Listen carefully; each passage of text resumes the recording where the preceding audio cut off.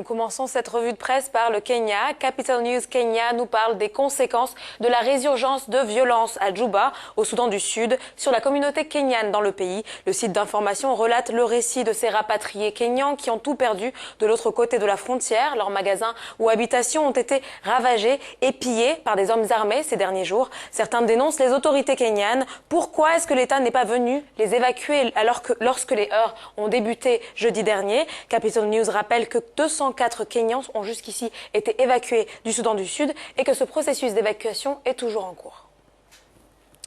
Nous allons maintenant nous rendre en Afrique de l'Ouest, au Nigeria pour être plus précise, où les vengeurs du Delta font la une du site Niger.com. Le groupe qui souhaite le départ des entreprises pétrolières étrangères de la région dément les allégations selon lesquelles il se serait entretenu avec le ministre des Sports nigérian, Solomon Dalong. Alors le porte-parole de l'organisation a été clair: si la communauté internationale n'est pas incluse dans les négociations, aucun dialogue n'aura lieu. Ces déclarations surviennent au lendemain d'une double attaque sur un pipeline près de Batan, dans l'état du Delta.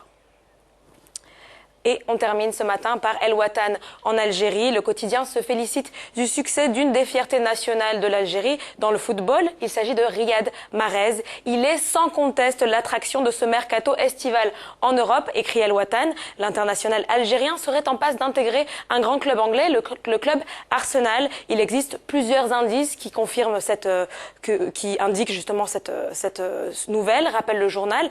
D'une part, son départ de Leicester serait imminent, et puis le joueur aurait déjà chargé ses managers de lui trouver un club ambitieux. Affaire à suivre.